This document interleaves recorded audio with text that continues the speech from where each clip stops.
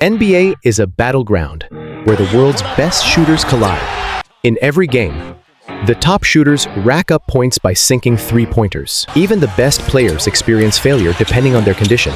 But when it mattered the most, Michael Jordan entrusted the game-winning shot to one man, Steve Kerr, the all-time NBA leader in three-point shooting percentage. Steve Kerr didn't start his career as a star player. He spent more time on the bench, but when he got into the game, he showcased an incredible shooting touch. With his short wingspan and lean physique, how did Steve Kerr manage to win 5 championships relying solely on his three-point shot? From a bench player to a 5-time champion and legendary coach, his journey is nothing short of extraordinary. Steve Kerr was born on September 27, 1965, in Lebanon. Following his academic father, his family traveled and lived all over the world. Kerr attended the American International School in Cairo, spending his early years overseas. When his father was hired as a professor at UCLA, the family settled in the United States. Watching UCLA Bruins games up close, he became completely immersed in basketball. After enrolling at the University of Arizona, he trained under the legendary coach Lute Olson. While improving his fundamental dribbling and passing skills, he also honed his long-range shooting, which became his signature weapon. Determined to become a professional player, Kerr grew into one of Arizona's top shooters. However, in 1984, tragedy struck when his father was assassinated in Lebanon. Kerr stated that basketball was the only time he could forget his sorrow. Dedicating himself even more to the game, he used basketball to overcome his grief. After 4 years of college basketball, Kerr entered the 1988 NBA draft. He was selected by the Phoenix Suns with the 25th pick in the second round, barely making it into the league. Steve Kerr's early NBA career was anything but smooth. At the Phoenix Suns, he faced fierce competition from talented guards like Kevin Johnson and Jeff Hornacek. As a backup, he only appeared in 26 games during his rookie season. After just 1 season, he was traded to the Cleveland Cavaliers. He served as Mark Price's backup, averaging about 20 minutes per game. His three-point shooting became a major asset, as he shot an impressive 50% from beyond the arc. After 3 seasons, just as he was establishing himself as a reliable backup, he was traded mid-season to the Orlando Magic. Orlando failed to make the playoffs, was released into free agency. At this point, he was just seen as a solid three-point shooter, and with no teams offering a contract, retirement at age 27 seemed like a real possibility. Understanding his situation,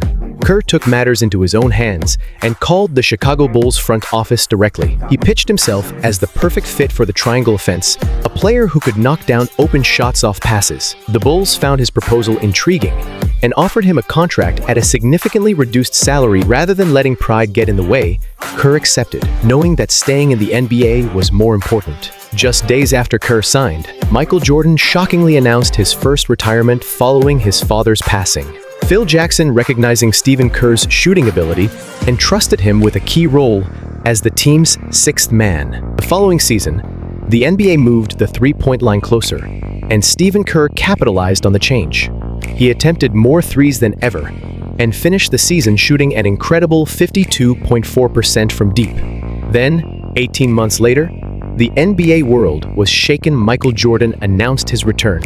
At first, Jordan wasn't impressed with Stephen Kerr. Determined to win, Jordan pushed his teammates to the limit, making every practice feel like war.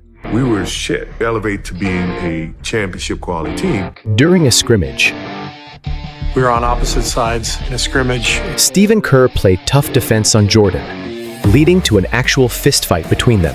He hauls off and hits me in the chest, and I just haul off and hit him right in the eye. Surprisingly, this fight changed everything. Jordan began to respect Stephen Kerr. Jordan personally apologized, and from that moment, their bond as teammates grew stronger. With the addition of Dennis Rodman, the Bulls roster was complete. In the 1995-96 season, Stephen Kerr played a crucial role as a three-point specialist. The Bulls made history, winning 72 games, the most in a single season at the time, and defeating the Seattle Supersonics in the finals. Despite his small frame, Stephen Kerr's deep understanding of the game and elite shooting made him invaluable to a championship team. In the 1997 NBA Finals, the Bulls faced the Utah Jazz in a high-stakes showdown. With the game tied and the clock winding down, Phil calls timeout. the Bulls called a timeout for their final possession. Everyone in the arena expected Michael Jordan to take the last shot. However, He mumbled something like, hey, Steve, be ready. as the Jazz defense collapsed on Jordan, Like, I'll be ready. he made a critical pass. Stephen Kerr calmly knocked down the clutch jumper, securing the Bulls' second consecutive championship. During the championship celebration, Stephen Kerr made a humorous remark. Phil told Michael, he said, Michael, I want you to take the last shot. Michael said, you know, Phil, I don't feel real comfortable in these situations. But he also expressed his deep respect for Jordan. With an aging roster, the Bulls still managed to win their third straight title in the 1997-98 season, and Steve Kerr averaged 7.5 points per game, with an impressive 43.8% three-point shooting percentage, attracting interest from several teams. Ultimately, he decided to join the San Antonio Spurs. Coincidentally, in the same year, the Spurs drafted Tim Duncan, a generational power forward. Together, Stephen Kerr and the Spurs won the 1999 NBA championship, adding another ring to his collection. By the 2002-03 season, at 37 years old, Stephen Kerr played his final year in the NBA. He mostly stayed on the bench, averaging just 4 points per game. With the Spurs dominating the Western Conference, Stephen Kerr's role seemed all but finished. However, in Game 6 of the Western Conference Finals against the Dallas Mavericks, Stephen Kerr got one last chance to shine. With the Spurs trailing by 15 points in the fourth quarter, coach Greg Popovich turned to Stephen Kerr for a spark. Stephen Kerr delivered, hitting 4 consecutive three-pointers in just 13 minutes, leading a dramatic comeback. The Spurs went on to win the finals against the New Jersey Nets, giving Stephen Kerr his fifth and final championship ring. After retiring, Stephen Kerr transitioned into broadcasting before stepping into coaching. In 2014, he was hired as the head coach of the Golden State Warriors. Stephen Kerr transformed the team's playing style. He introduced an aggressive, three-point heavy system that changed the NBA forever. In his first year as head coach, he led the Warriors to an NBA championship. The following season, his Warriors broke the 1995-96 Bulls record for most wins in a season. Under Stephen Kerr's leadership, the Warriors won 4 NBA championships, cementing his legacy as both a player and a coach.